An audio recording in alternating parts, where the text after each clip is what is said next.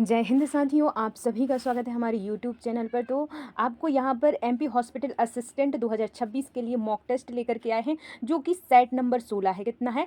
Set number 16 है, यानी कि 16 मॉक टेस्ट हम करवा चुके हैं। तो आप लोगों ने अगर नहीं किए हैं तो आप प्लीज़ टेस्ट लगाइएगा, क्योंकि आपको फ्री में जो है टेस्ट की हाई क्वालिटी आपको प्रोवाइड की जा रही है। तो आप मिस मत कीजिए। आपको टेस्ट में क्या क्या मिलेगा तो आप देख सकते हैं। हिंदी के 20 क्वेश्चन, सोशल साइंस के 20 क्वेश्चन, साइंस के 20 क्वेश्चन, इंग्लिश के 20 क्वेश्चन एंड मैथ के 20 क्वेश्चन। सो आपको क्या है, यहाँ पर 100 क्वेश्चंस मिलने वाले हैं। तो आप लास्ट तक ज़रूर बने रहिएगा और लास्ट में हमें ज़रूर बताना कि कितने क्वेश्चंस के आंसर आपके सही आए हैं। इसलिए आप पेन कॉपी लेकर के बैठिए और एनालिसिस कीजिए कि आपसे किस सब्जेक्ट के कितने क्वेश्चंस गलत हो रहा है, और जो क्वेश्चंस गलत हो रहा है वह किस टॉपिक के हैं, तो वह कॉन्सेप्ट आप क्लियर कीजिए। ओके, यही जो लाभ होता है आपको टेस्ट देने का होता है। तो यहाँ पर सबसे पहले हम हिंदी के क्वेश्चंस लगाएंगे। तो यहाँ पर जो आपका क्वेश्चन है वह है, बाल गोविंद भगत के चरित्र में कबीर की किस विचारधारा की झलक मिलती है?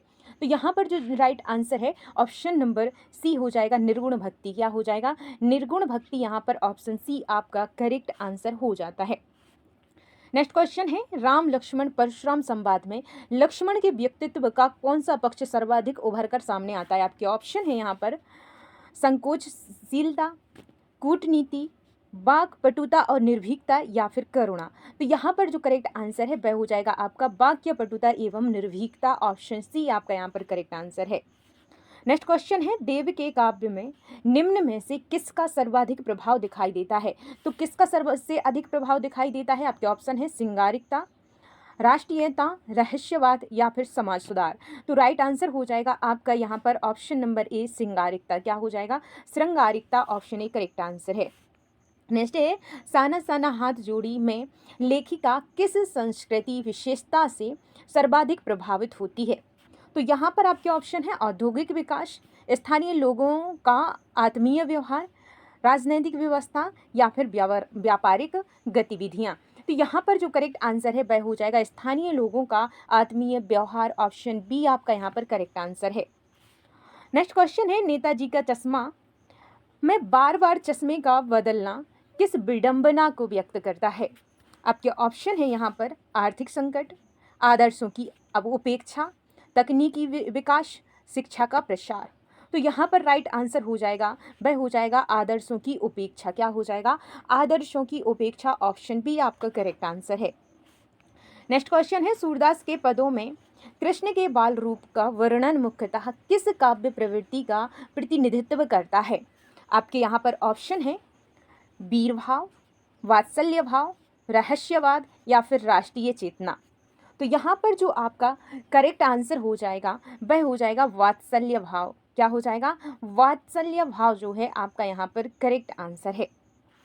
नेक्स्ट क्वेश्चन है, एक कहानी यह भी में लेखिका का संघर्ष मुख्यतः किस क्षेत्र से संबंधित है? आपके ऑप्शन है राजनीति, साहित्य एवं पारिवारिक जीवन, व्यापार, या फिर पत्रकारिता। तो यहाँ पर जो राइट आंसर है वह हो जाएगा साहित्य एवं पारिवारिक जीवन। क्या हो जाएगा? साहित्य एवं पारिवारिक जीवन। ऑप्शन बी आपका करेक्ट आंसर है।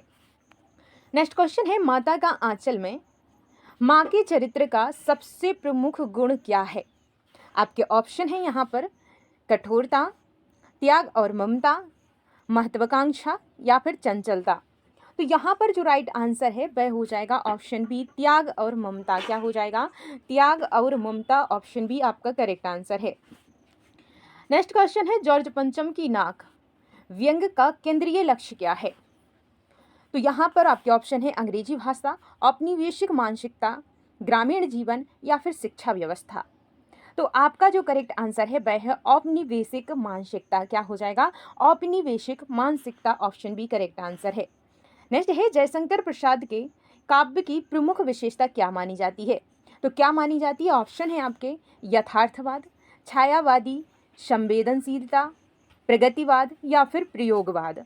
तो यहाँ पर जो करेक्ट आंसर है वह हो जाएगा छायावादी संवेदनशीलता। क्या हो जाएगा? छायावादी संवेदनशीलता। ऑप्शन बी आपका करेक्ट आंसर है।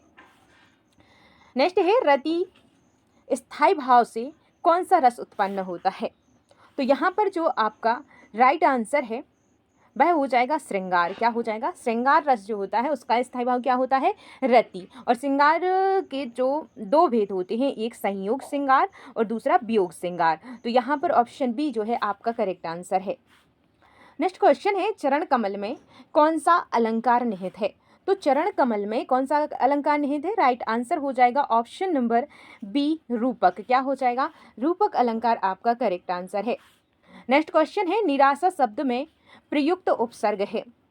तो राइट आंसर हो जाएगा आपका निर। क्या हो जाएगा? निर। ऑप्शन बी करेक्ट आंसर है। नेक्स्ट क्वेश्चन है, राजपुत्र में कौन सा समास है? तो जो शब्द है राजपुत्र उसमें कौन सा समास है? राइट आंसर हो जाएगा आपका ऑप्शन नंबर सी, तत्पुरुष समास। नेक्स्ट है, घर का भेदी लंका ढाए लोकोक्ति का सही अर्थ क्या है? तो यहाँ पर करेक्ट आंसर होगा, अपना व्यक्ति ही सबसे अधिक हानि पहुंचा सकता है। तो ऑप्शन बी आपका करेक्ट आंसर है। नेक्स्ट है, दांत खट्टे करना मुहावरे का अर्थ है। तो क्या है? तो यहाँ पर जो करेक्ट आंसर हो जाएगा ऑप्शन नंबर, क्या हो जाएगा? आपके ऑप्शन है भोजन करना, पराजित कर देना, क्रोधित होना या फिर बीमार पड़ना। तो राइट आंसर हो जाएगा आपका पराजित कर देना। ऑप्शन बी करेक्ट आंसर हो जाएगा, दांत खट्टे करना अर्थात पराजित कर देना। नेक्स्ट है, दोहा छंद में कुल कितनी मात्राएं होती हैं? यहाँ पर आपसे कुल मात्राएं पूछा गया है। तो दोहा छंद में जो होती हैं 13-11 की यति से यहाँ पर 13-11 मात्राएं होती हैं। अब इनको प्लस कर लीजिए, 13 और 13 26, 11 और 11 22, 26 और 22 कितना हुआ? तो यहाँ पर जो राइट आंसर हो जाएगा ऑप्शन नंबर बी हो जाएगा 48। कितनी होती हैं? 48 जो है आपका करेक्ट आंसर है। अगर इसी में आपसे पूछ लिया जाए प्रथम चरण में कितनी होती हैं? 13। द्वितीय चरण में कितनी होती हैं? 11। तृतीय चरण में कितनी होती हैं? 13। और चतुर्थ चरण में कितनी होती हैं? 11। तो यहाँ पर जो सम है यानी कि 2 और 4, द्वितीय और चतुर्थ चरण में 11-11 और विषम जो होती हैं प्रथम और तृतीय में 13-13। इस प्रकार से किसी भी प्रकार से आपसे क्वेश्चन पूछा जा सकता है, इसीलिए कॉन्सेप्ट क्लियर होना बहुत ज़रूरी है। नेक्स्ट क्वेश्चन है, कामायनी किस साहित्यिक विधा की रचना है? तो किस साहित्यिक विधा की रचना है? राइट आंसर हो जाएगा आपका यहाँ पर महाकाव्य है। क्या है? कामायनी एक महाकाव्य है। अब आप लोगों की जवाबदारी है कि आप लोग हमें 5 महाकाव्यों के नाम लिखकर बताएंगे कमेंट बॉक्स में, ठीक है। यहाँ पर जो आपका क्वेश्चन है, औपचारिक पत्र में विषय लिखने का उद्देश्य क्या होता है? जो हम औपचारिक पत्र लिखते हैं उसमें जो हम विषय लिखते हैं उसका उद्देश्य क्या होता है? आप जल्दी से बताइए। आपके ऑप्शन है, पत्र को लंबा बनाना, क्या लंबा बनाना होता है? मुख्य उद्देश्य स्पष्ट करना, भाषा को सुंदर बनाना या फिर अलंकार प्रयोग करना। तो विषय का मतलब क्या होता है? ना तो लंबा बनाना होता है, ना ही अलंकार का उपयोग करना होता है, ना ही सुंदर बनाना हो। सुंदरता के लिए थोड़ी ना हम विषय लिखते हैं, हम विषय लिखते हैं मुख्य उद्देश्य स्पष्ट करने के लिए। किस लिए लिखते हैं? मुख्य उद्देश्य को स्पष्ट करने के लिए। ऑप्शन बी आपका करेक्ट आंसर है। नेक्स्ट क्वेश्चन है, अपठित गद्यांश के प्रश्नों का उत्तर देते समय सबसे महत्वपूर्ण आधार क्या होना चाहिए? जो अपठित हमारे लिए गद्यांश होते हैं उनका, उसमें जो प्रश्नों के हमें उत्तर देने होते हैं उसमें जो हमारा सबसे महत्वपूर्ण आधार होना चाहिए, क्या होना चाहिए? आपके ऑप्शन है स्वयं का ज्ञान, अनुमान या फिर गद्यांश में दी गई जानकारी या फिर लेखक का जीवन। It is very easy. तो यहाँ पर जो है गद्यांश में दी गई जानकारी के हिसाब से हमें उन प्रश्नों के उत्तर देने पड़ते हैं। तो ऑप्शन सी जो है आपका यहाँ पर करेक्ट आंसर हो जाएगा। तो आप जानते हैं कि 20 के आपको हिंदी के 20 क्वेश्चन जो हैं यहाँ पर कंप्लीट हो गए हैं। आप लोग कमेंट करके हमें बताइएगा 20 क्वेश्चंस में से कितने क्वेश्चंस के आंसर आपके सही आए हैं, और अगर गलत हुए हैं तो किस टॉपिक से आपके गलत हुए हैं उस टॉपिक का आप कॉन्सेप्ट क्लियर कीजिए, क्योंकि आपके पास एग्ज़ाम होने में ज़्यादा टाइम नहीं है, बहुत कम टाइम है। इसीलिए स्मार्ट वर्क कीजिए, हार्ड वर्क से काम नहीं चलेगा। हार्ड वर्क के साथ साथ स्मार्ट वर्क भी बहुत ज़रूरी है, ठीक है। तो आगे जो है हमारा साइंस है। तो साइंस के क्वेश्चन हैं, किसी छात्र ने MgO को जल में घोला, ओके, तो प्राप्त विलयन लाल लिटमस को नीला कर देता है, इसका कारण क्या है? तो जहाँ लाल लिटमस को नीला कर देता है उसका कारण क्या होता है? तो उसका कारण जो होता है वह होता है MgO जल से अभिक्रिया कर क्षार बनाता है। तो ऑप्शन बी जो है आपका करेक्ट आंसर हो जाएगा। नेक्स्ट जो क्वेश्चन है, यदि किसी धातु को पतला HCl डालने पर हाइड्रोजन गैस नहीं निकलती तो वह धातु संभवतः होगी, क्या होगी? बताइए जल्दी से।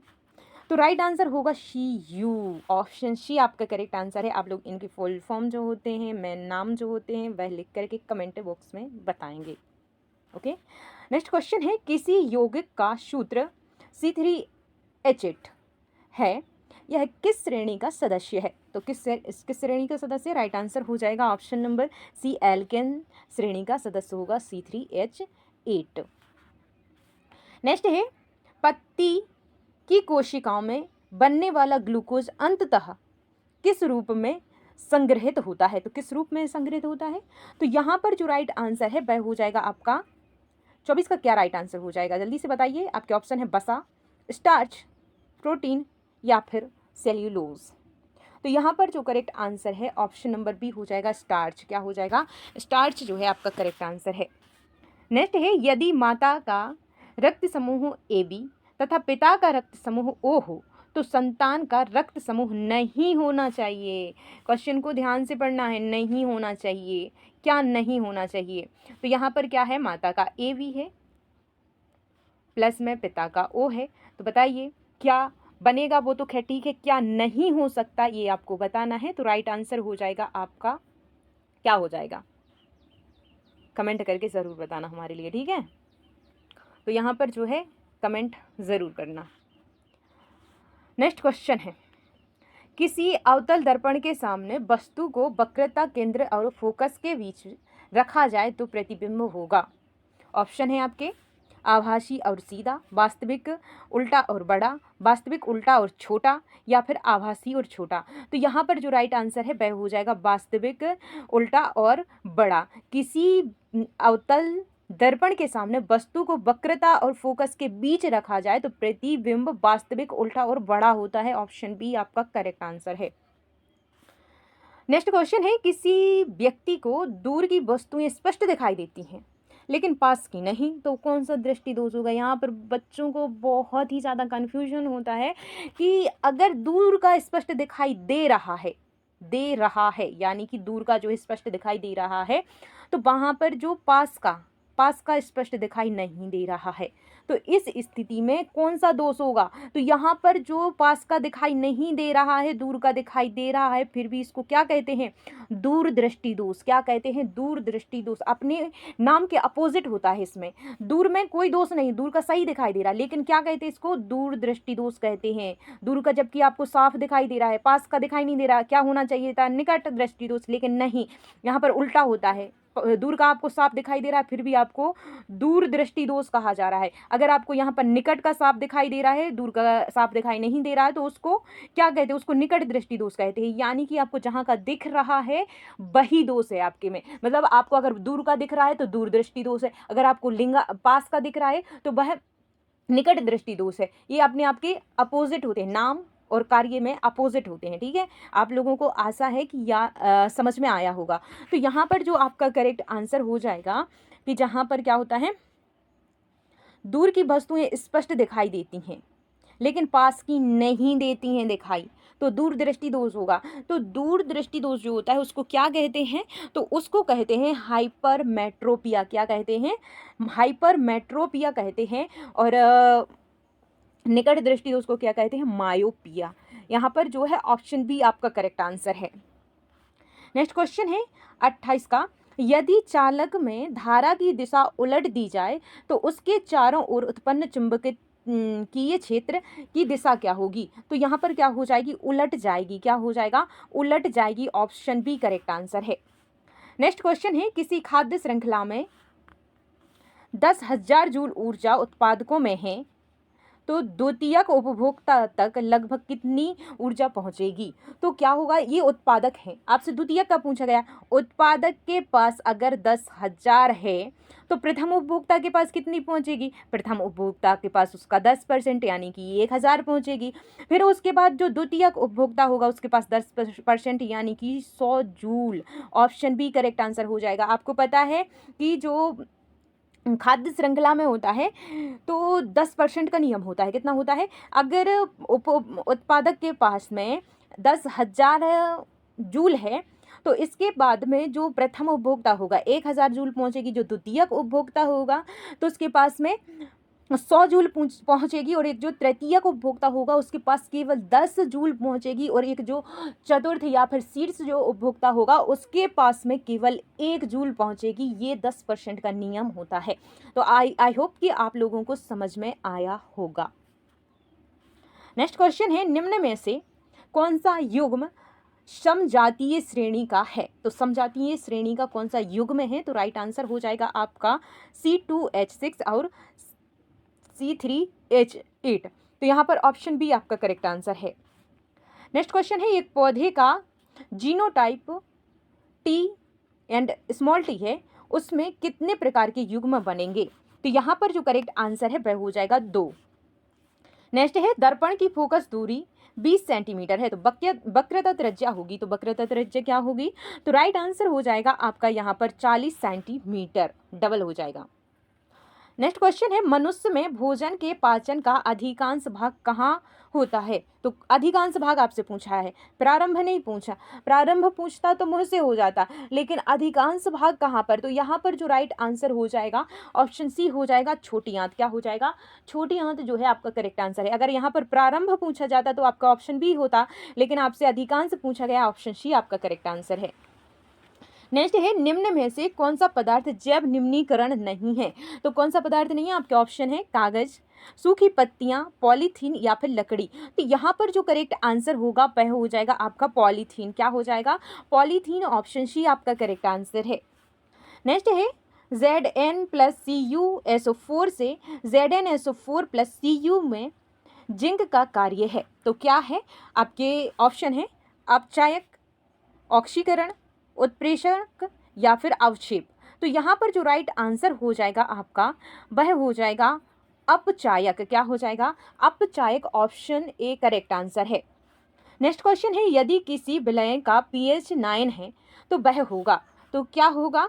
तो राइट आंसर हो जाएगा आपका क्षारीय होगा। क्या होगा? क्षारीय होगा। ये जो pH लाइन है तो इसमें जो यहाँ पर होता है ये 7 होता है। कितना होता है? 7, जो कि उदासीन होता है। कैसा होता है? उदासीन होता है। फिर इसके ऊपर जितना भी जाएगा 7 के बाद 8, 9, तो ये क्षारीय होता जाएगा। इससे कम जाएगा 6, 5, 4, तो ये कैसा होगा? अम्लीय होगा। ये बात आपको याद रखनी, ये कॉन्सेप्ट है। अगर ये कॉन्सेप्ट क्लियर नहीं है तो आपको कितने भी क्वेश्चन याद कर लीजिए, घुमा के एग्जामिनर आपसे क्वेश्चन पूछने वाला है तो वहाँ पर रह जाते हैं। इसलिए कॉन्सेप्ट क्लियर करना बहुत ज़रूरी है। तो यहाँ पर ऑप्शन सी आपका करेक्ट आंसर होगा। आई होप कि आपको समझ में आया होगा।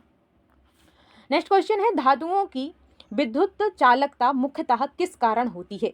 तो यहाँ पर आपके ऑप्शन है प्रोटीन, न्यूट्रॉन, मुक्त इलेक्ट्रॉन या फिर आयन। तो यहाँ पर जो करेक्ट आंसर आपका हो जाएगा वह हो जाएगा मुक्त इलेक्ट्रॉन के कारण धातुओं में की विद्युत जो चालकता है मुख्यतः इसका जो कारण होता है वह होता है इलेक्ट्रॉन, मुक्त इलेक्ट्रॉन। ओके। नेक्स्ट क्वेश्चन है, प्रकाश का अपवर्तन किस कारण होता है? तो जो प्रकाश का अपवर्तन होता है वह किस कारण होता है? तो यहाँ पर जो है आपका राइट आंसर हो जाएगा ऑप्शन बी, प्रकाश का वेग बदलना। क्या हो जाएगा? प्रकाश का वेग बदलना, ऑप्शन बी करेक्ट आंसर है। नेक्स्ट है, मेंडल के द्विसंकर संकरण में F2 पीढ़ी का फिनोटाइपिक अनुपात क्या होगा? तो यहाँ पर राइट आंसर होगा आपका 9:3:3:1, ऑप्शन सी करेक्ट आंसर है। नेक्स्ट है, ओजोन परत सूर्य की किस किरण से जीवों की रक्षा करती है? आपके ऑप्शन है अवरक्त, गामा, पराबैंगनी या फिर एक्स किरणें। तो राइट आंसर हो जाएगा आपका ऑप्शन सी, पराबैंगनी किरणों से ओजोन परत जो है हमारी रक्षा करती है।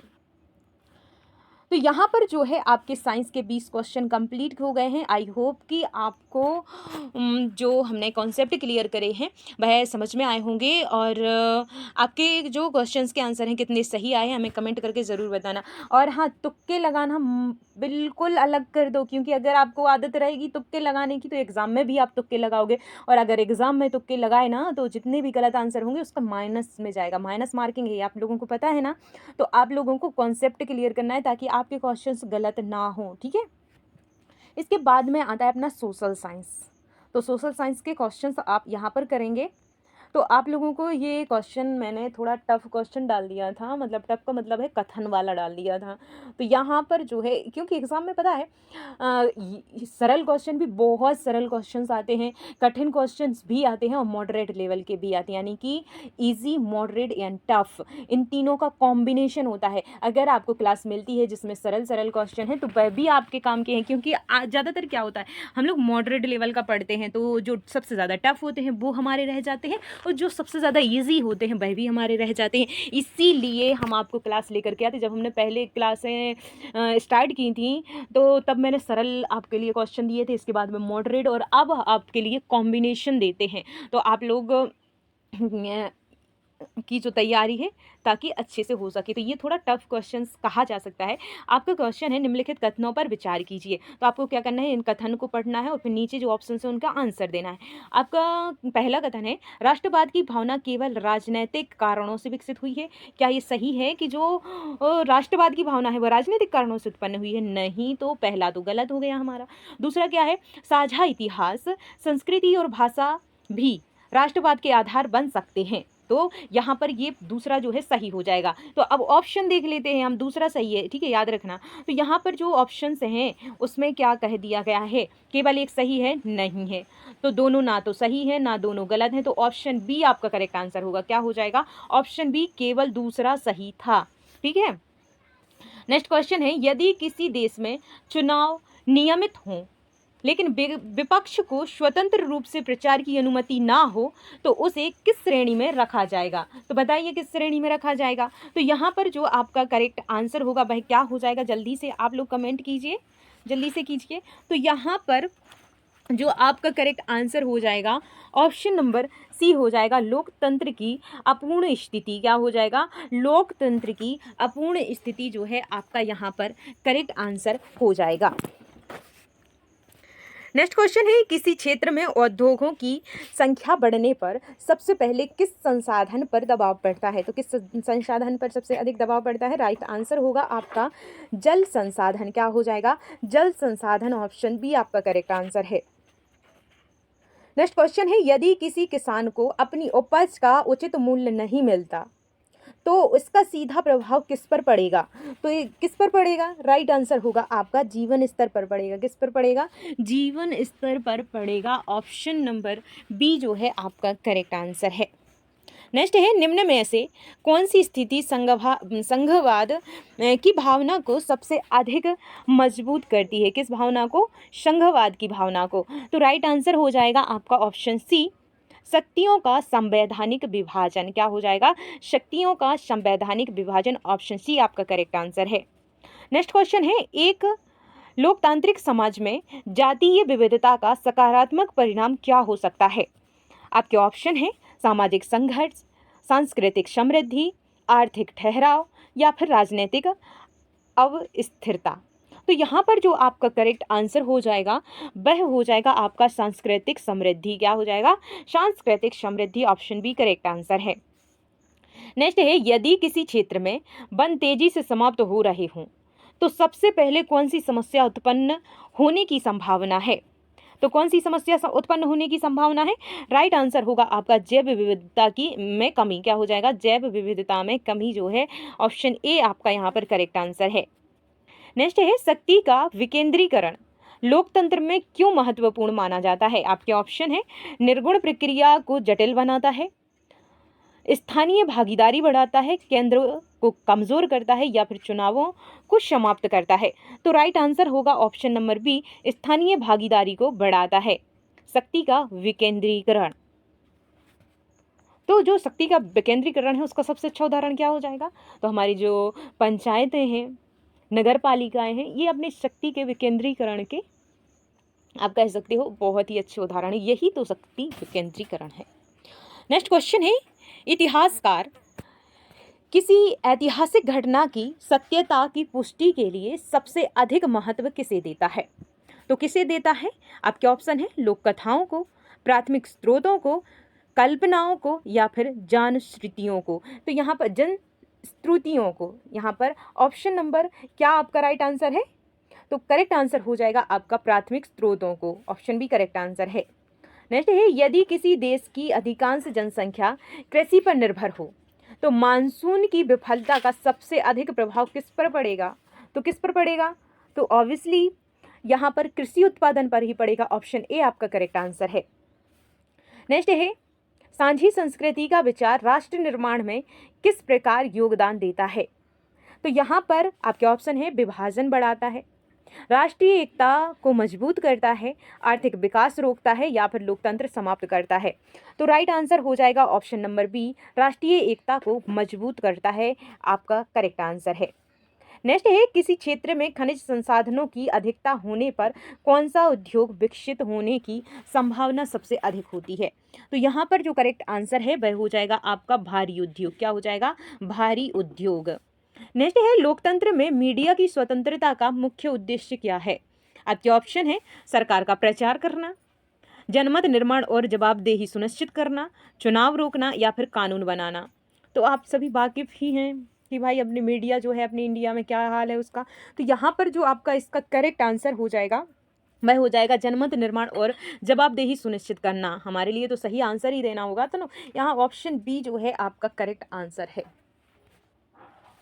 नेक्स्ट क्वेश्चन है, यदि किसी नदी पर अत्यधिक बांध बनाए दिए जाएं तो निम्न में से कौन सा प्रभाव संभव है? आपके ऑप्शन है, नदी का प्रवाह प्रभावित होना, पृथ्वी का घूर्णन रुकना, पर्वत निर्माण, या फिर महासागर सूखना। तो ऑब्वियसली यहाँ पर जो राइट आंसर निकल करके आ जाएगा ऑप्शन ही ऐसे हैं। तो ऑप्शन ए जो है नदी का प्रवाह प्रभावित होना, यहाँ पर ऑप्शन ए करेक्ट आंसर है। नेक्स्ट है, निम्न में से कौन सी स्थिति लोकतांत्रिक उत्तरदायित्व को दर्शाती है? तो कौन सी स्थिति दर्शाती है? आपके ऑप्शन है, शासक का आजीवन पद पर बने रहना, सरकार का चुनाव के प्रति जवाबदेह होना, चुनाव ना कराना, या फिर विपक्ष पर प्रतिबंध लगाना। आप लोगों को क्या करना है, जो ऑप्शंस होते हैं उनको एलिमिनेट करना सीखना है, क्योंकि कुछ क्वेश्चंस के आंसर तो आपके एलिमिनेट करने से ही निकल आते हैं। तो पहले आप ऑप्शन को एलिमिनेट करना सीखें। ओके, तो यहाँ पर जो आपका करेक्ट आंसर होगा ऑप्शन नंबर बी हो जाएगा। क्या हो जाएगा? ऑप्शन बी जो है आपका यहाँ पर करेक्ट आंसर है। नेक्स्ट क्वेश्चन है, आर्थिक विकास का सबसे उपयुक्त संकेतक माना जाता है? आपके ऑप्शन है, केवल जनसंख्या वृद्धि, केवल उद्योगों की संख्या, लोगों के जीवन स्तर में सुधार, या फिर केवल निर्यात। तो क्या राइट आंसर होगा? आप ना ऑप्शन से एलिमिनेट कीजिए। तो यहाँ पर आर्थिक विकास सबसे उपयुक्त संकेतक क्या माना जाता है? केवल निर्यात करने से क्या आपका आर्थिक विकास हो सकता है? नहीं, यहाँ पर केवल लिखा हो, हाँ निर्यात से होता है बट केवल निर्यात से नहीं होता है। केवल जनसंख्या वृद्धि से हमारा आर्थिक विकास बढ़ेगा? नहीं। तो केवल उद्योगों की संख्या से भी नहीं। तो आपका जो राइट आंसर हो जाएगा वह हो जाएगा लोगों के जीवन स्तर में सुधार। तो इस प्रकार से आप जो ऑप्शंस होते हैं उनको एलिमिनेट करना सीखिए। ओके, नेक्स्ट क्वेश्चन है, यदि किसी देश में संसाधन प्रचुर हों लेकिन उनका उपयोग ना हो तो वह स्थिति क्या दर्शाती है? तो भाई संसाधन तो हैं लेकिन उनका उपयोग नहीं हो रहा है, तो वह स्थिति कौन सी है? तो यहाँ पर जो करेक्ट आंसर है वह स्थिति संसाधन का अल्प उपयोग। ऑप्शन बी आपका करेक्ट आंसर यहाँ पर हो जाएगा। नेक्स्ट है, राष्ट्रीय आंदोलन में समाचार पत्रों की भूमिका मुख्यतः क्या थी? क्या थी? तो यहाँ पर जो आपका राइट आंसर है वह हो जाएगा जन जागरण और राजनीतिक चेतना। क्या थी? जन जागरण और राजनीतिक चेतना यहाँ पर आपका राइट आंसर है। नेक्स्ट है, स्थानीय स्वशासन संस्थाओं का सबसे बड़ा लाभ क्या है? तो यहाँ पर आपके ऑप्शन है, जनता की प्रत्यक्ष भागीदारी, केंद्रीय नियंत्रण बढ़ाना, राज्यों की शक्ति कम होना, या फिर चुनाव समाप्त होना। तो यहाँ पर जो राइट आंसर है वह निकल करके आएगा आपका जनता की प्रत्यक्ष भागीदारी। ऑप्शन ए करेक्ट आंसर है। नेक्स्ट क्वेश्चन है, सतत विकास का मूल्य उद्देश्य क्या है? भाई सतत विकास का जो मूल्य उद्देश्य है वह क्या है? तो आपके ऑप्शन है, केवल वर्तमान आवश्यकताओं की पूर्ति करना, केवल उद्योगों का विकास करना, वर्तमान और भविष्य दोनों की आवश्यकताओं का संतुलन, या फिर प्राकृतिक संसाधनों का असीमित दोहन। तो यहाँ पर जो इसका राइट आंसर है वह हो जाएगा वर्तमान और भविष्य दोनों की आवश्यकताओं की पूर्ति करना। ऐसा नहीं है कि भाई जितने भी संसाधन है आज उनका दोहन कर लो, फिर आगे वाली पीढ़ी के लिए क्या ही बचेगा। तो इसे हम सतत विकास तो कह नहीं सकते। तो अपने लिए तो उपयोग करें लेकिन आने वाली पीढ़ियों के लिए भी बचा रहने दें। तो ये होता है हमारा सस्टेनेबल डेवलपमेंट यानी कि सतत विकास। तो ऑप्शन सी जो है आपका करेक्ट आंसर यहाँ पर हो जाएगा। तो यहाँ पर जो है आपके सोशल साइंस के 20 क्वेश्चन कंप्लीट हो गए हैं। तो आप लोग कमेंट करके बताना कि 20 क्वेश्चंस में से कितने क्वेश्चंस के आंसर आपके सही आए हैं। इसके बाद आपके आते हैं इंग्लिश के क्वेश्चंस। तो आपको इंग्लिश के भी 20 क्वेश्चंस मिलेंगे। तो यहाँ पर जो आपका क्वेश्चन है वह है, in a letter to God Lencho considered the rain drops as. तो यहाँ पर जो लिंचो है वर्षा की बूंदों को किसके समान मानता था? तो इसका जो करेक्ट आंसर है वह हो जाएगा आपका न्यू कॉइन्स। क्या हो जाएगा? नए सिक्कों के समान मानता था। तो न्यू कॉइन्स जो है ऑप्शन बी आपका करेक्ट आंसर हो जाएगा। इसके बाद नेक्स्ट क्वेश्चन है, what was the profession of Nelson Mandela before become president? तो जो नेल्सन मंडेला है राष्ट्रपति बनने से पहले उनका पेशा क्या था, ये आपसे पूछा गया है। तो राष्ट्रपति बनने से पहले यह क्या थे? तो यहाँ पर लॉयर थे। क्या थे? लॉयर थे, यहाँ पर करेक्ट आंसर है। तो जो नेल्सन मंडेला थे वह कहाँ के राष्ट्रपति थे? तो यहाँ पर आपको कमेंट करके बताना है कहाँ के राष्ट्रपति थे, और वह पहले अश्वेत व्यक्ति थे वहाँ के राष्ट्रपति कहाँ के थे, ये आप कमेंट करके हमें बताना, ठीक है। तो यहाँ पर जो लॉयर है वह क्या थे? राष्ट्रपति बनने से पहले लॉयर थे। तो ऑप्शन सी आपका करेक्ट आंसर है। नेक्स्ट क्वेश्चन है, इन 2 सीरीज अबाउट फ्लाइंग,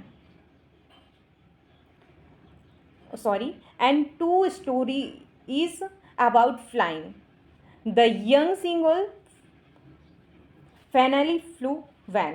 तो यहाँ पर जो राइट आंसर होगा आपका ऑप्शन नंबर क्या हो जाएगा, जल्दी से बताइए। तो जो युवा सिंगल था वह अंततः कब उड़ा था, इसका ये हिंदी हो जाएगा। तो यहाँ पर जो राइट आंसर होगा, भोजन पाने की कोशिश में वह पहली बार उड़ा था। तो यहाँ पर जो करेक्ट आंसर हो जाएगा आपका वह हो जाएगा option number C, he tried to get food. क्या हो जाएगा? He tried to get food, जो है भोजन पाने की इच्छा में वह अंततः उड़ गया था। तो ऑप्शन सी करेक्ट आंसर है। नेक्स्ट है, world's greatest desire was to. तो यहाँ पर जो राइट आंसर होगा आपका वह हो जाएगा ऑप्शन नंबर बी। क्या हो जाएगा? ऑप्शन बी, राइड अ बस। तो जो वल्ली थी वह, उसका सबसे बड़ा सपना क्या था? तो यहाँ पर बस में सवारी करना। तो ऑप्शन बी आपका करेक्ट आंसर है। नेक्स्ट है, according to Robert Frost the woods are lovely become they are. तो जो रॉबर्ट फ्रॉस्ट थे वह जंगलों उनको क्यों अच्छे लगते थे? क्योंकि वह, आपका राइट आंसर हो जाएगा option number B, dark and deep थे। कैसे? डार्क एंड डीप जो है ऑप्शन बी आपका करेक्ट आंसर हो जाएगा। नेक्स्ट है, in the poem fire and ice में आइस का सिंबोलिज्म बताना है। तो यहाँ पर जो करेक्ट आंसर है वह हो जाएगा ऑप्शन नंबर बी, हेट्रेड। क्या हो जाएगा? हेट्रेड जो है ऑप्शन बी आपका करेक्ट आंसर है। नेक्स्ट क्वेश्चन है, who is the author of the poem dust of snow. तो जो पोएम है डस्ट ऑफ स्नो, इसके ऑथर कौन है, यानी कि लेखक कौन है, राइटर कौन है? तो यहाँ पर जो राइट आंसर हो जाएगा आपका ऑप्शन बी हो जाएगा, रॉबर्ट फ्रॉस्ट। क्या हो जाएगा? रॉबर्ट फ्रॉस्ट जो है आपका करेक्ट आंसर है। नेक्स्ट क्वेश्चन है जो यहाँ पर फुट प्रिंट्स विदाउट फीट से है। तो आपका क्वेश्चन है, दे डिड गेफ्रेन स्टेल क्लॉथ्स फ्रिक्वेंटली। तो यहाँ पर जो इसका करेक्ट आंसर हो जाएगा वह हो जाएगा ऑप्शन नंबर बी हो जाएगा, टू हाइड हिज इनविजिबिलिटी। तो यहाँ पर ऑप्शन बी जो है आपका करेक्ट आंसर हो जाएगा। नेक्स्ट है, in the midnight visitor, in the midnight visitor Ausable was a. तो यहाँ पर जो राइट आंसर होगा आपका वह हो जाएगा सीक्रेट एजेंट। क्या हो जाएगा? सीक्रेट एजेंट, ऑप्शन सी आपका करेक्ट आंसर है। नेक्स्ट क्वेश्चन है, what made Hari Singh Divya with Anil. तो हरी सिंह अनिल के साथ रहने को क्यों हो गया था? तो यहाँ पर जो करेक्ट आंसर हो जाएगा आपका ऑप्शन बी हो जाएगा, hope of education and trust, यानी कि एजुकेशन और ट्रस्ट के लिए। तो यहाँ पर ऑप्शन बी जो है आपका करेक्ट आंसर है। नेक्स्ट है एन भोली वाज डिड भोली हेस्टेड टू स्पीक। तो यहाँ पर जो करेक्ट आंसर हो जाएगा आपका वह हो जाएगा स्टेमर्ड। क्या हो जाएगा? स्टेमर्ड मतलब हकलाती थी। जो वल्ली थी वह बोलने से क्यों हिचकिचाती थी? क्योंकि वह हकलाती थी। तो ऑप्शन बी जो है आपका करेक्ट आंसर हो जाएगा। नेक्स्ट क्वेश्चन है चॉइस द करेक्ट सेंटेंस। तो यहाँ पर टेंस क्या है? टेंस। तो करेक्ट टेंस आपको यहाँ पर चॉइस करना है। तो यहाँ पर by this time tomorrow I dash my work. तो डैश के स्थान पर क्या आएगा? तो राइट आंसर हो जाएगा आपका ऑप्शन नंबर बी। क्या हो जाएगा? ऑप्शन नंबर बी जो है आपका यहाँ पर बी नहीं सॉरी सी। क्या हो जाएगा? सी आपका करेक्ट आंसर है। Will have finished. क्या हो जाएगा? By this time tomorrow I will have finished my work. तो यहाँ पर ऑप्शन सी आपका करेक्ट आंसर है। नेक्स्ट क्वेश्चन है चॉइस द करेक्ट मॉडल। तो यहाँ पर you dash wear a helmet when driving. तो यहाँ पर जो डैश है उसके स्थान पर क्या आ जाएगा? तो राइट आंसर होगा आपका ऑप्शन नंबर बी शुड, यानी कि you should wear a helmet well driving. तो यहाँ पर ऑप्शन बी आपका करेक्ट आंसर है। नेक्स्ट है चॉइस द करेक्ट डिटर्मिनर। तो यहाँ पर है there are dash apples in the basket. तो यहाँ पर डैश के स्थान पर क्या आएगा? तो करेक्ट आंसर हो जाएगा ऑप्शन नंबर सी मैनी। क्या हो जाएगा? There are many apples in the basket. तो ऑप्शन सी करेक्ट आंसर है। नेक्स्ट है फिल इन द ब्लैंक्स। तो she has been living here dash 2021। तो यहाँ पर जो करेक्ट आंसर होगा आपका ऑप्शन नंबर बी हो जाएगा सिंस। क्या हो जाएगा? Since. She has been living her since 2021। तो ऑप्शन बी करेक्ट आंसर है। नेक्स्ट क्वेश्चन है चॉइस द करेक्ट सेंटेंस। तो आपको करेक्ट सेंटेंस यहाँ पर चॉइस करना है। तो यहाँ पर जो आपका करेक्ट सेंटेंस है वह क्या हो जाएगा? Right answer option number B हो जाएगा each boy has a book. Option B correct answer है। The subject line in a formal letter indicates. तो यहाँ पर जो है जो हम लेटर लिखते हैं फॉर्मल लेटर जो होता है उसमें जो सब्जेक्ट होता है वह क्या इंडिकेट करता है? तो यहाँ पर जो करेक्ट आंसर होगा आपका वह हो जाएगा ऑप्शन नंबर बी। क्या हो जाएगा? Option number B purpose of the letter. क्या हो जाएगा? पर्पस ऑफ द लेटर, यानी कि लेटर का उद्देश्य जो है वह सब्जेक्ट बताता है। तो ऑप्शन बी आपका यहाँ पर करेक्ट आंसर हो जाएगा। नेक्स्ट क्वेश्चन है which of the following is essential in an essay. तो यहाँ पर जो करेक्ट आंसर हो जाएगा आपका वह हो जाएगा इंट्रोडक्शन, बॉडी एंड कंक्लूजन। तो ऑल ऑफ दीज। क्या हो जाएगा? ऑल ऑफ दीज जो है ऑप्शन डी आपका करेक्ट आंसर है। नेक्स्ट है a formal letter should maintains. तो यहाँ पर जो करेक्ट आंसर हो जाएगा आपका वह हो जाएगा ऑप्शन नंबर सी। क्या हो जाएगा? Option number C polite and official tone. तो यहाँ पर क्या हो जाएगा? विनम्र और आधिकारिक टोन जो है आपका correct answer option number C हो जाएगा। नेक्स्ट है the conclusion of an essay should. तो यहाँ पर जो करेक्ट आंसर है ऑप्शन नंबर बी हो जाएगा आपका समराइज द मेन आइडिया। तो ऑप्शन बी जो है आपका करेक्ट आंसर हो जाएगा। तो यहाँ पर जो इंग्लिश के 20 क्वेश्चंस हैं आपके कंप्लीट हुए हैं। कितने क्वेश्चंस के आंसर आपको पता थे आप कमेंट करके हमें ज़रूर बताना, और कितने गलत हुए हैं, कहाँ से हुए हैं, आप ये भी हमें ज़रूर बताना। तो इसके बाद आता है हमारा मैथ्स। तो यहाँ पर क्वेश्चन है 72 और 120 का HCF यानी कि हाईएस्ट कॉमन फैक्टर क्या होगा? तो ऐसा फैक्टर जो सबसे बड़ा हो लेकिन कॉमन रूप से दोनों को भाग करे। तो यहाँ पर जो करेक्ट आंसर हो जाएगा वह हो जाएगा 24। 24 तो है जो वह संख्या है जो 72 को भी काटती है और 120 को भी काटती है, लेकिन इससे बड़ी कोई भी संख्या नहीं है जो दोनों संख्याओं को एक साथ काट सके। तो ऑप्शन बी आपका करेक्ट आंसर हो जाएगा।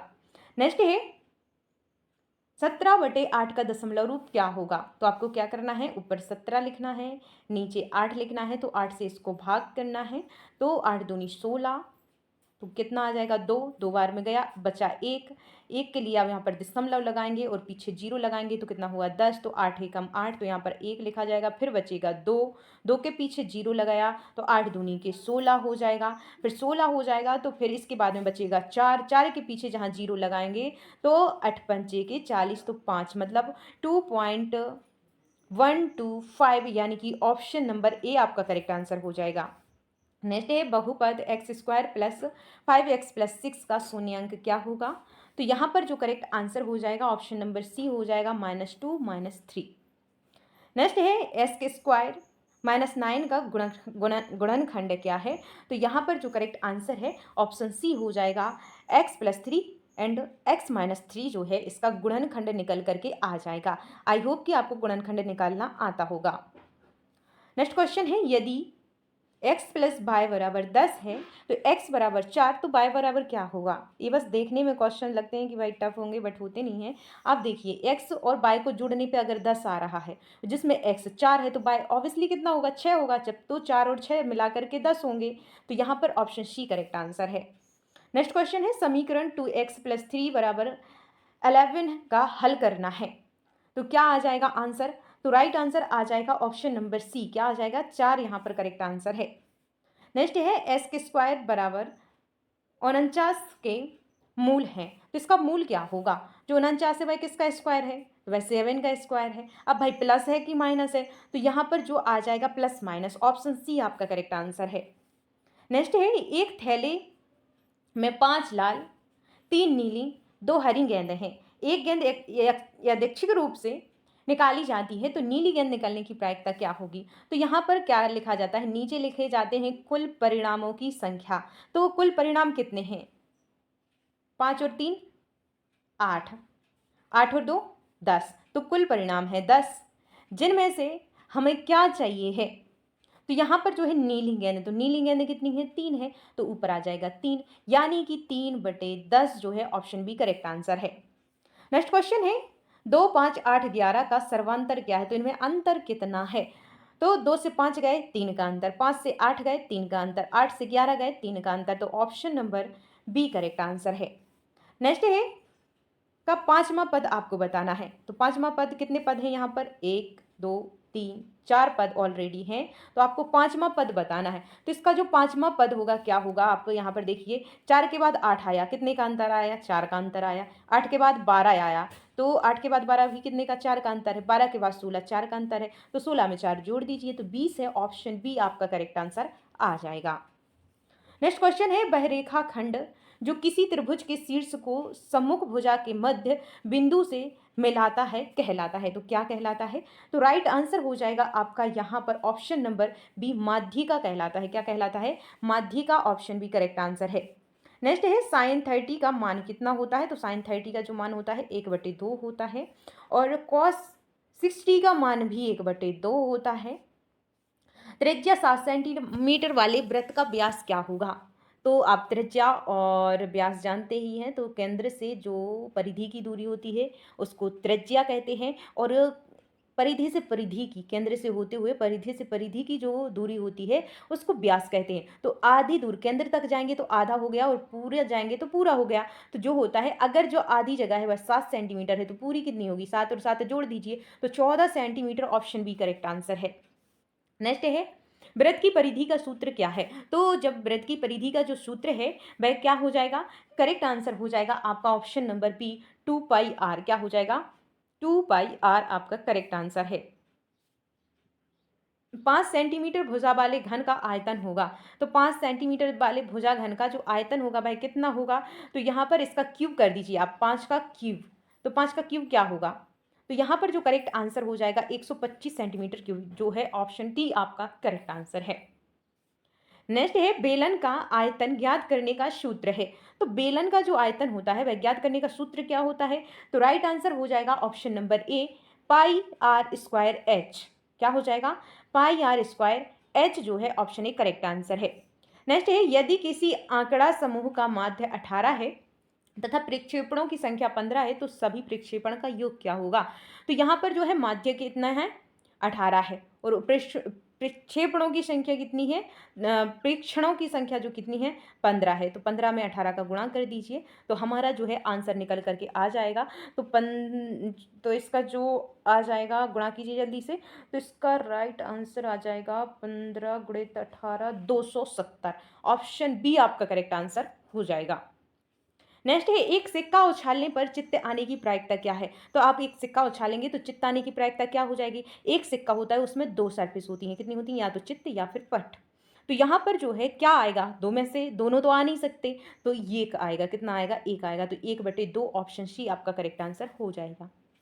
नेक्स्ट है एंड लास्ट क्वेश्चन है, एक पासे को फेंकने में 6 आने की प्रायिकता क्या है। तो पासा आप जानते हैं, इसका आंसर आप लोगों को कमेंट करके बताना है। जो पासा होता है उसमें 6 सतहें होती हैं, 6 होती हैं, कितने कितने अंक आते हैं, 1 आता है, 2 आते, 3 4 5 और 6, इतने अंक कुल आते हैं। तो 6 आने की प्रायिकता क्या है ये आप लोग कमेंट करके बताना। आपके ऑप्शन है 1/3, 1/4, 1/5, 1/6। तो क्या राइट आंसर है आप हमें कमेंट करके ज़रूर बताना।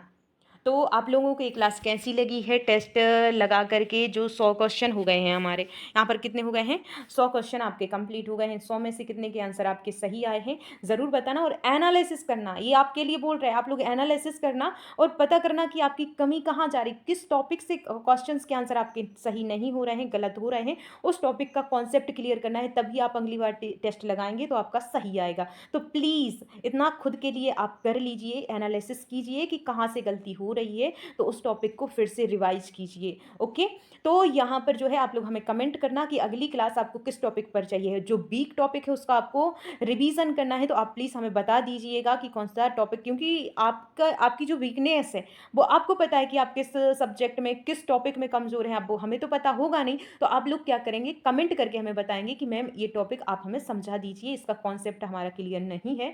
तो आप लोग कमेंट ज़रूर करना। तो मिलते हैं नेक्स्ट क्लास में, तब तक के लिए जय हिंद, जय भारत। लाइक करना और सब्सक्राइब ज़रूर कर लेना। तो मिलते हैं अगली क्लास में, तब तक के लिए बाय बाय, टेक केयर।